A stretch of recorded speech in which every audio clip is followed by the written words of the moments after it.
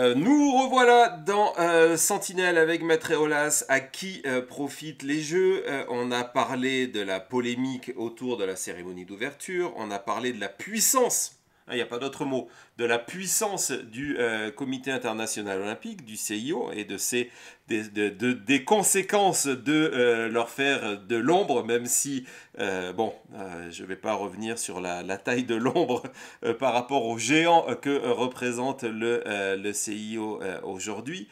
Il y a évidemment un autre aspect dans cette question à qui profitent les jeux, c'est évidemment la dimension politique. Elle est très clairement, elle a été très clairement avant les Jeux Olympiques au cœur du débat. Je vous rappelle, comme tout à l'heure, vous parliez à la fois du succès public et à la fois du fait que vous, en termes d'avocat, il n'y avait pas eu cette montée de la violence que certains annonçaient. Certains annonçaient aussi du côté des extrêmes, je parle ici du RN, que cela ne serait pas un succès populaire. C'est tout à fait le contraire que l'on voit. Et évidemment, on a vu, je crois que c'était vendredi, il a quitté le Fort Brégançon.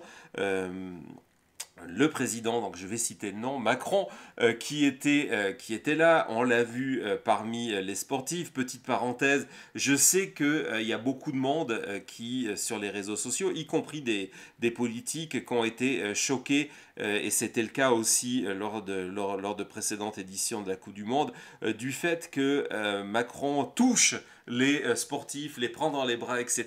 Et là, je me suis dit, tiens, c'est un décalage intéressant avec les États-Unis, parce que, vu des États-Unis, ces images sont tout à fait normales et ne choquent pas. On est habitué à voir ce genre de choses où un président prend du monde dans les bras, les félicite, les touche. On a eu, bon, Donald Trump étant l'exception, parce que peut-être il a peur des microbes, mais on a eu des images, par exemple, de Barack Obama ou de Joe Biden récemment, qui n'hésite pas à avoir ce contact tactile. Donc c'est une polémique, une mini-polémique française qui, vue de l'extérieur, donc je voulais préciser, n'a pas vraiment de sens. Et donc forcément, quand moi j'ai vu ces images de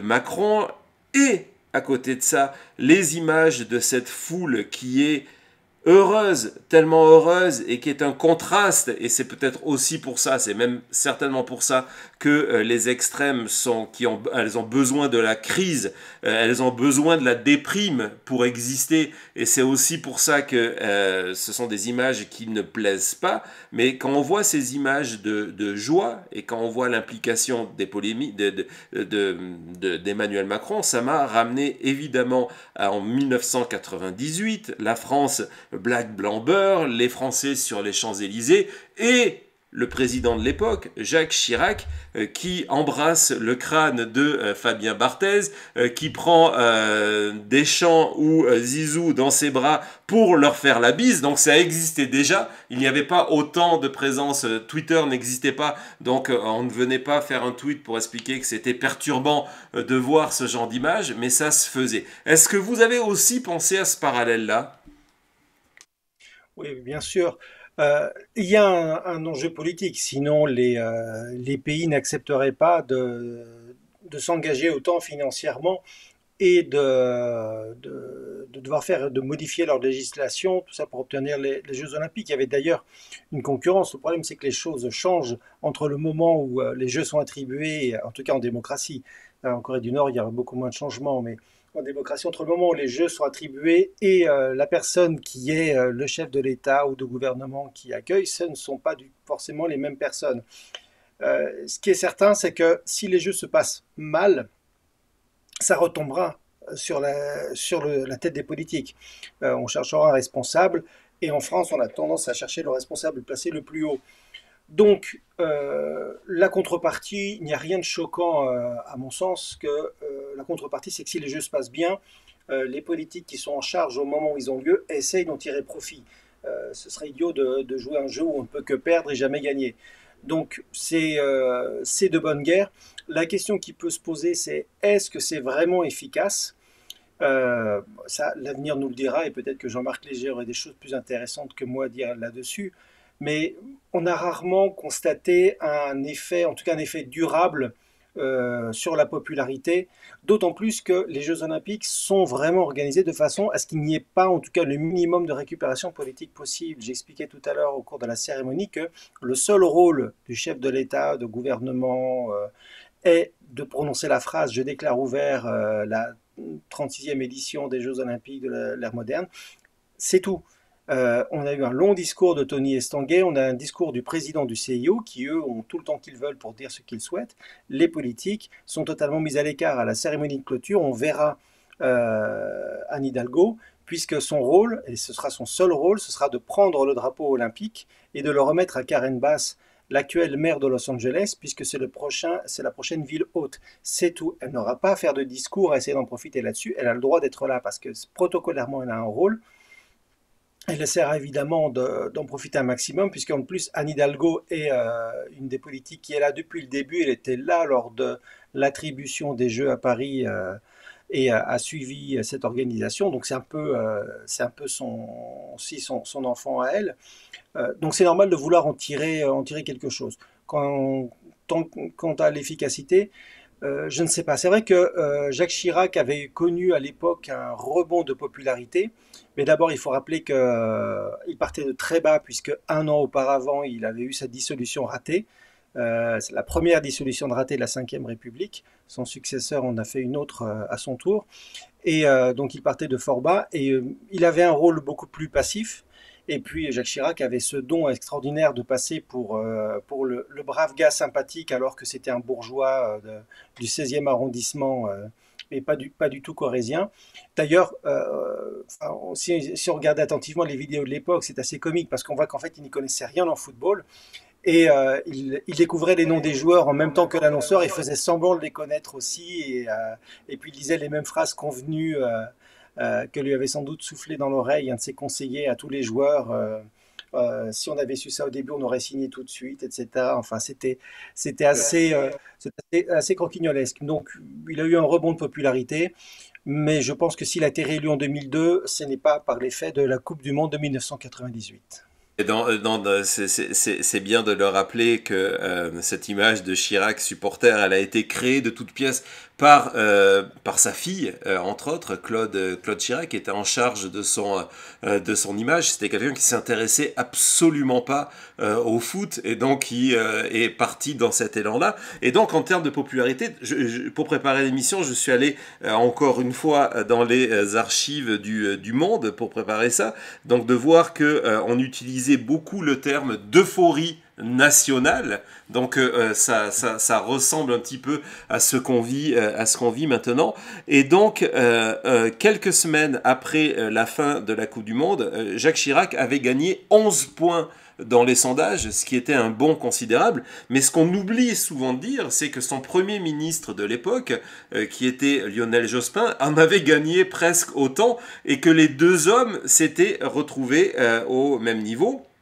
On parlait donc de ce renouveau de cette France qui allait bien. Économiquement, ça allait mieux aussi. Les deux, il y a eu une synchronicité des calendriers, c'est-à-dire que économiquement, ça allait mieux et la Coupe du Monde est arrivée. On parle de la France blanc-beurre. On se dit, c'est bon, 1998, on a les élections et on se rend compte que Lionel Jospin, qui est au même niveau, qui a profité lui aussi de l'effet Coupe du Monde, pas l'effet JO, mais l'effet Coupe du Monde, résultat, il est éliminé dès le premier tour et on se retrouve tout de suite dans une crise avec un deuxième tour, président du RPR, président de la République sortant Jacques Chirac et président du Front National Jean-Marie Le Pen. Donc cette idée qu'on peut mettre en avant que j'ai même vu se promener sur Twitter l'idée de dire c'est peut-être ça va recréer un désir de Emmanuel Macron pour la suite de son mandat et peut-être essayer de voir si quelque part il peut pas y en avoir un troisième, laissons tomber. Par contre, j'ai trouvé que c'était intéressant, c'est cette idée de se dire utilisons les Jeux Olympiques, à qui profitent des Jeux Olympiques, pour l'héritage, ce qu'en américain on appelle legacy, donc le legs ce fameux legs de fierté, de attacher la réussite de Paris 2024 à Emmanuel Macron pour que l'histoire, avec le recul, donc, on s'en souvienne comme le président des Jeux Olympiques. C'est quelque chose qui vous parle? Oui, enfin, d'autant plus que essayer de profiter d'un point de vue d'image des Jeux Olympiques, c'est beaucoup plus facile parce que la Coupe du Monde de football, il y a un gagnant. En l'occurrence, en 1998, ça a été la France. Ceux qui s'en souviendront, alors si la France avait, en phase de poule, n'avait pas eu de problème parce que hormis le Danemark, on n'était pas tombé, on était tombé sur l'Afrique du Sud et l'Arabie Saoudite, donc c'était pas des adversaires franchement dangereux. On avait commencé par 3-0 et 4-0. Une fois passé cette phase-là, ça a été beaucoup plus laborieux. Huitième de finale, c'était face au Paraguay, on a gagné grâce au but en or, mais donc c'est la mort subite, ça peut aller dans un sens comme dans l'autre.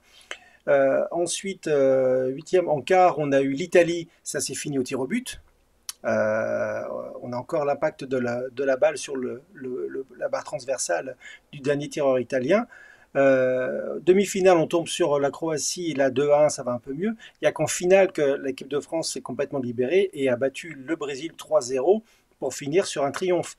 Mais ça aurait pu, si l'équipe de France avait perdu face au Brésil en finale, je ne sais pas comment ça aurait tourné. Au moins aux Jeux Olympiques, on est sûr qu'il y aura au moins une médaille d'or française. Il y en a eu beaucoup plus. En plus, avec l'effet d'avoir les Jeux à domicile, ça a permis, comme les athlètes français n'ont aucune fatigue du voyage, ils ont le public avec eux. On sait, comme dans tous les sports, le mental est très important et ça donne un boost terrible. Et ça se voit sur le résultat, comme vous l'avez dit tout à l'heure. Au bout d'une semaine, on a déjà égalé notre record de médailles de Jeux Olympiques sur 2 semaines. Donc, c'est facile d'être là au moment des triomphes. En tout cas, il est là au moment des triomphes prévisibles, hein. Il était là au moment de la médaille d'or de Teddy Riner, qui n'était pas complètement inattendue. Par contre, la première médaille de Léon Marchand, je ne suis pas sûr qu'il était là.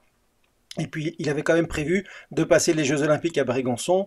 Donc, a priori, il avait pris la distance nécessaire pour voir comment ça se passait, et puis il applique à Paris parce que les choses se passent plutôt bien et tout le monde est dithyrambique. Donc, il se greffe sur un événement qu'il n'a pas particulièrement voulu, pas du tout organisé, même s'il a toujours manifesté un enthousiasme sur ces jeux et il a toujours exprimé sa conviction que ça se passerait bien, et là-dessus, il ne s'est pas trompé. Donc il essaye de le récupérer. Voilà. Maintenant, quant aux résultats et politiques et financiers, au bout d'une semaine, c'est trop tôt pour le dire. Il faudra avoir un peu de recul. Ouais, donc non, non, je suis d'accord avec ça. Dans tous les cas, on vit une période assez extraordinaire où on est en trêve politique, hein. On rappelle aussi que il n'y a toujours pas de premier ministre en France, donc trêve politique qui fait du bien, hein. Vu d'ici, moi c'est le sentiment, j'ai l'impression que ça fait du bien à la France et aux Français. Donc à qui profitent les Jeux? J'ai envie de dire en premier c'est à la population française qui a d'autres choses en tête. Mais c'est vrai on peut se demander si cet effet va très rapidement disparaître à partir du 12 août, lorsque les Jeux seront terminés et qu'on va retourner dans notre quotidien habituel. Bon, certes, ça sera encore l'été, mais avec une rentrée sociale plus ou moins importante. Est-ce que ça va disparaître? Oui, je vous écoute. Oui, pas le 12 août, le 8 septembre, parce qu'il y a les Jeux paralympiques, donc ils vont pas avoir le même impact médiatique, hein. On en verra beaucoup moins à la télévision, c'est sûr, mais voilà, ne les oublions pas. Eux aussi, d'ailleurs, ont leur article dans la loi de 2018.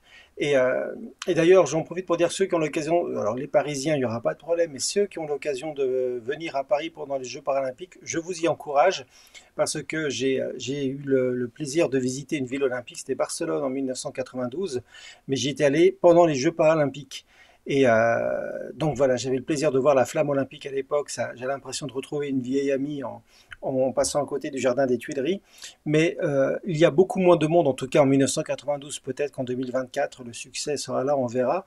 Mais ce sera beaucoup plus facile de visiter notamment la vasque olympique, où c'est impossible d'avoir un ticket pour aller la voir. euh, profiter de l'ambiance olympique sans la gêne de la foule qu'il y a pendant les Jeux olympiques. Donc venez à Paris. Une publicité gratuite pour l'Office du tourisme de Paris à cette occasion. Mais n'hésitez pas si vous avez l'occasion, c'est très très sympa et je pense que vous aurez une idée de l'ambiance et les images aussi promettent d'être vraiment super.